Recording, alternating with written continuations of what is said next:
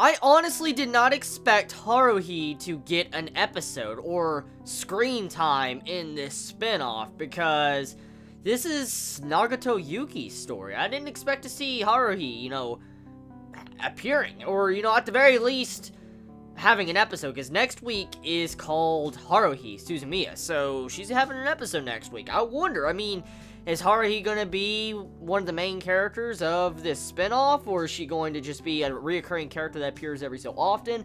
I wonder, because, this is a spin-off series of, Haruhi's series, and this is supposed to focus on Yuki, so I wonder, is Haruhi gonna be, joining their school or something? I'm really curious about that, but anyways, moving past that point, this episode of Nagato Yuki, episode 2, very adorable, very sweet. The only thing I have to say about this series that's just still unsettling to me is the animation. I said it last week and I will say it again. The only thing that throws me off when I'm watching this is the animation, because I got so used to the characters and their animation, their art designs, that it's so weird seeing this new Moe blob animation on all our characters and getting to see Nagato Yuki, the way she looks with her animation, or Kyon, our main male character, the way his face structure looks, he's smiling and all that, and I'm used to him always frowning and having this, neutral face on him, and to see him smiling and all that in this episode, in the past episode, just very unsettling, because it's so different from how the other series, the main series, really was. But this is a spin-off, so of course it's going to be different, but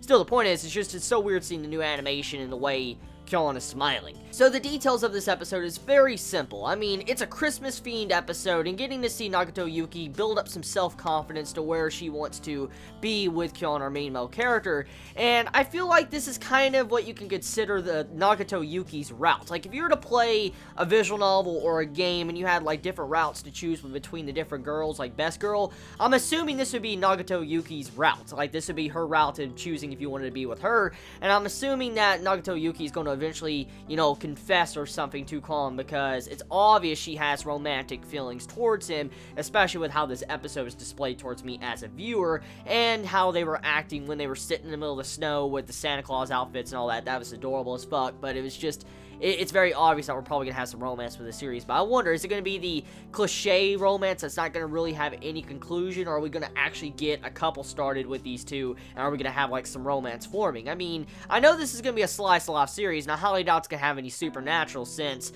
this is taking place in the world that took place in the disappearance of Haruhi Suzumiya. This is like a what-if scenario if the Espers and Yuki wasn't a robot, or Haruhi wasn't God. This is like a what-if scenario, so I wonder, is there going to be any supernatural at all in this? Because there's a lot of questions I have still about this universe. I wonder if, things carry over, the other robots, from the movie that stabbed Kyon at the end of the disappearance of Haruhi. I wonder if she is still considered evil in this universe, even though it's a spin-off. I wonder. So, episode, it's decent, it's good, it's very slice-of-lifey. If you don't like slice-of-life episodes, you're probably going to hate this episode, and you're probably going to hate the series, as I said last week. So, yeah, but this is already, from start to finish, we already knew this was going to be slice of life, so it's good. I'm enjoying it. I love myself some slice of life, some good slice of life. Love myself some good moe, depending on how it's used, and I'm loving, Nagato Yuki getting shined in the spotlight. She has the spotlight to herself, and she's being able to shine as a character, getting to see her emotions fleshed out,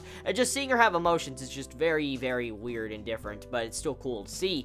Now, one thing I'll say, the self-confidence of Nagato building up in this episode, I wonder how that's going to go. Is this going to be, some really good character development for her? Later on, is she going to build up the self-confidence where she can have more confidence in herself to where she'll ask him out? Because I feel like that's where the direction of this story is going, to where she builds up self-confidence before she can, ask him out. And thank God the club business got out of the way in this episode. How Nagato Yuki was able to save the club by recruiting members. She was able to save it in this episode after it was introduced as a plot point. So that plot point kind of got, kicked to the side. It was really fast. I expected that to kind of last a couple episodes, but it didn't. So, hey. Overall, good episode. Tell me your thoughts in the comments below. You all have a wonderful day or not wherever you live. Please be safe. Chibi out.